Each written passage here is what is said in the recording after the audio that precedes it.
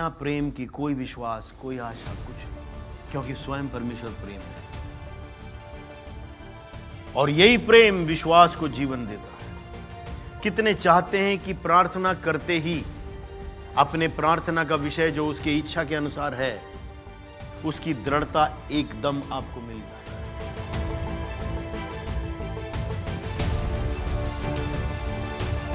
और उस अलौकिकता को आप उसी समय ग्रहण कर सके और उसकी पूर्ति को आप देख सके।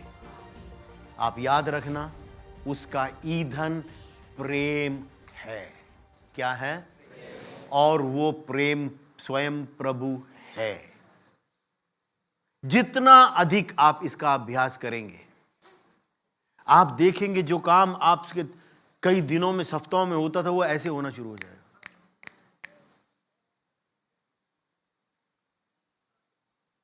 मैं स्टैनली का लिखा हुआ लाइफ ऑफ एनकाउंटर्स, हिंदी में भी लाइफ ऑफ एनकाउंटर्स है ना स्टैनली, जीवन की मुठभेड़ें। मुझे नहीं पता आप में से कितने हैं उसको आपने देखा है। मैं कल रात उसे पढ़ रहा था, रात ही कल ही वो आया जो ब्लॉग्स वो लिखता है।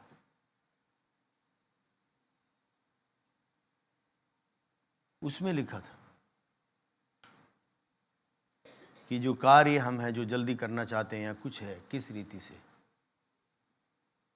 पूछा प्रभु कैसे।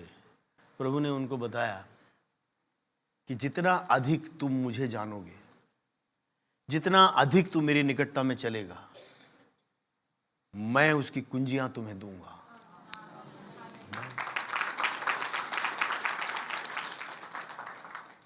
अरे वो स्वयं अगर प्रेम है तो उससे वंचित रह के मैं निकटता कैसे करूंगा? आप समझ रहे हैं? अतः हम बलवानों को चाहिए कि निर्बलों की निर्बलता को सहे, ना कि अपने आप को प्रसन्न करे। हम में से एक अपने पड़ोसी की, उसकी भलाई के लिए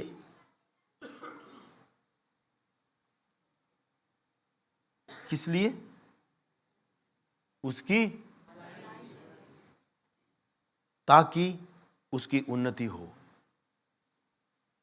मसीह ने मेरे निंदा को सह लिया, मेरी बुराई को सह लिया, और ये सब जो लिखा गया है वो मेरे और आपके सीख के लिए है।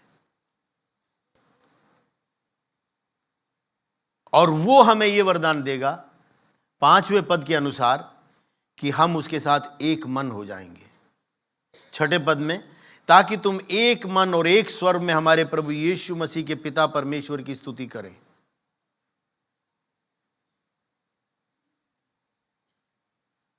एक दूसरे की बड़ाई करें। बोलिए पड़ोसी से, आज से दूसरों की निंदा मेरे जीवन से गई। दूर हुई निंदा की बात है। बोलिए मैं बनाने वाला हूं, मैं गिराने वाला नहीं, मैं उठाने वाला हूं, यीशु के नाम में। कितने अपने परिवार को उठता हुआ देखना चाहते हैं? बोले मेरे जीव के वश में जीवन और मृत्यु दोनों है।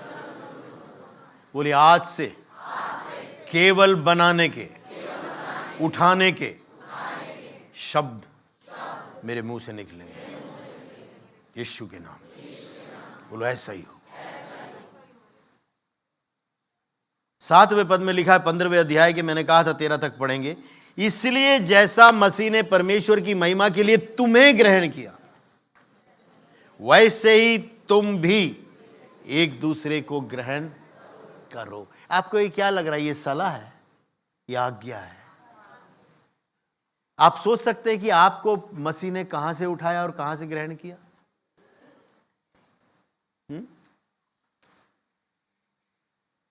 अंदर से तो बदबू क्या थी, बाहर से भी सब जगह से बदबूदारी थे।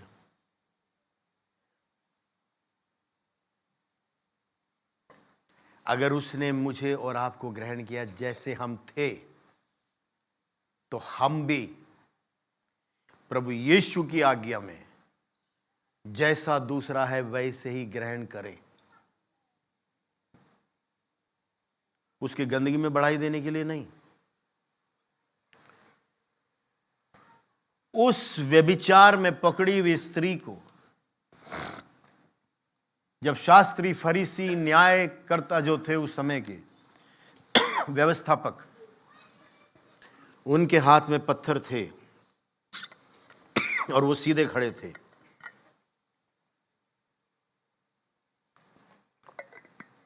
वहां एक था जिसने कोई पाप कभी नहीं किया। वो कौन था जानते हैं आप?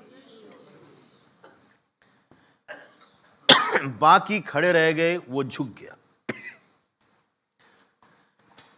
उसने उस मिट्टी में उंगली फेरा जिसमें से उसने मनुष्य को बनाया था, उसी धूल में फिर से उतर गया। धूल में समा कर आया, लेकिन वो झुक गया। किन के सामने? जो बिल्कुल न्याय से खड़े थे। उस मिट्टी में उंगली घेर कर, उसको अपने साथ मिलाकर, वहीं झुक कर कहता, तुम में से जिसने कोई पाप ना किया हो वो पहला पत्थर। वो आए थे लेकर उसको, कहता इसको हमने बिल्कुल रंगे हाथ पकड़ा है और हमारा व्यवस्था जो नियम है कहता है इसका पथराव होना। यीशु ने हमें यह सिखा दिया कि सीधे खड़े होकर हम किसी को बचा नहीं सकते। क्या करना चाहिए?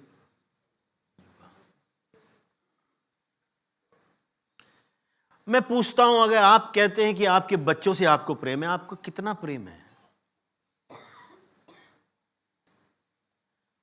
आप कहते हैं आपके बहन आपके भाई आपके लिए बहुत प्यारे हैं, कितना प्रेम है आपको?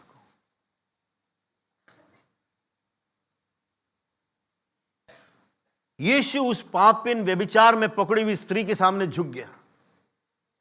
हम तो अपने भाई के सामने झुकना नहीं चाहते। कितने लोग मेरी बात में समझ पा रहे हैं?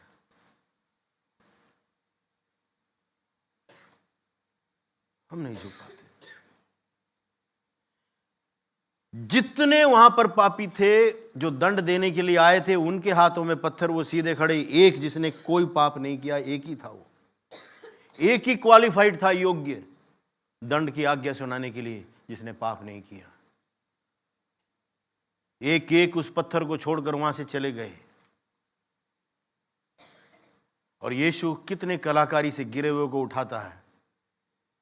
कहते कहां गए वो जो तेरे पर पथराव दंड की आज्ञा? क्या किसी ने भी तुझे दंडित नहीं किया? कहते प्रभु नहीं, मैं भी तुझे दंड की आज्ञा नहीं देता, लेकिन क्या कहा? जा फिर से पाप मत कर। आज प्रभु यही मुझको और आपको कहता है। लेकिन कहने से पहले वो झुका। कहने से पहले उसने उस मिट्टी में अपने आप को लगाया।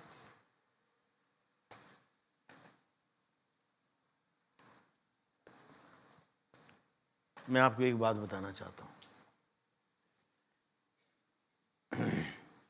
एक समय में एक बुजुर्ग आदमी, वो डबल पीएचडी डबल प्रोफेसर थे,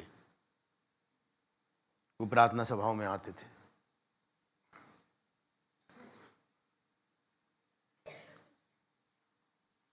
लेकिन सिगरेट पीने की आदत थी। मुझे पता था मैंने कभी दंडित नहीं किया, लेकिन एक दिन पवित्र आत्मा ने मेरे को उभारा और वो उनकी सेहत के अंदर प्रभाव गंदा डाल रहा था। मैंने उनको उस दिन मैंने बताने का निर्णय किया और मैं प्रार्थना करूंगा। जानते हो मैंने क्या किया?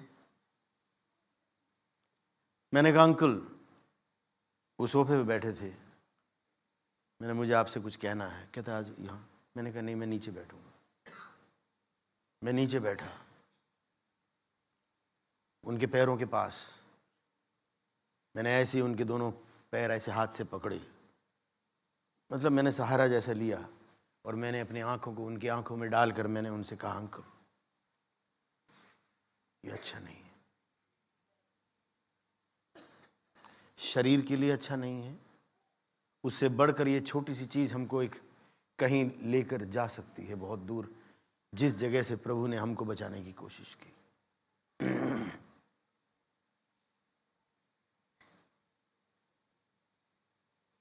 डिग्री में कमी नहीं थी, पढ़ाई में कमी नहीं थी।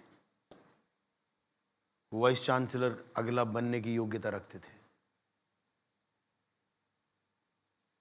मैं और आप जब सामने बात करते हैं, हमारा अप्रोच कैसा, हमारा ढंग कैसा है? आप बड़े होंगे, आपके बॉडी लैंग्वेज कैसा होगा? अगर यीशु स्वर्ग छोड़कर नीचे आया, अगर वो स्वयं उस मिट्टी में, उस डर्ट में, उस गंदगी में घुस गया, अगर उसने उस मिट्टी को मेरे और आपके लिए, जैसा वो बन गया और वो और झुक गया, मैं और आप अपने लक्ष्य को, अपने परिवार को, अपने जीवन को अगर बचाने की कोशिश करते हैं, उनको चाहते हैं, तो हमारे उठ बैठ में, हमारे बोल में वो प्रेम सिर्फ प्रकट नहीं होना, वो कार्य करना चाहिए। कितने बोलते हैं ऐसा ही हो? कितने हैं जो प्रभु से आज सहारा मांगेंगे? मैं कहता हूं, अगर आज अपने परिवार के लिए अगर आप बोझित हैं, आप सुनिए, आज आप में से कोई भी अपने परिवार को यथास्थापित किए बिना नहीं रहेंगे। आप उसे पाएंगे, पाएंगे, पाएंगे। वो मसीह जो भीतर है, आप क्या उसे कार्य करने देंगे? लिखा है, दूसरों की निर्बलताओं को सह लो, लेकिन बिना प्रार्थना के नहीं, बिना दीनता के नहीं, बिना नम्रता के नहीं। इसलिए जैसा मसीह ने परमेश्वर की महिमा के लिए तुम्हें ग्रहण किया, मेरे साथ बोली, इसलिए जैसा मसीह ने परमेश्वर की महिमा के लिए मुझे ग्रहण किया, वैसे ही मैं भी एक दूसरे को ग्रहण करूंगा। बोले, मेरे घर से शुरू होगा, मेरे व्यक्तिगत जीवन से शुरू होगा। प्रभु, मेरी भाषा बदल रहे हैं, मेरे बोल बदल रहे हैं, मेरा व्यवहार बदल रहे हैं। प्रभु, मुझे सहायता चाहिए। ये मुझ में वो बल नहीं है, मुझे आपका अनुग्रह चाहिए। मांगो तो दिया जाएगा, आपका वचन है, मुझे चाहिए।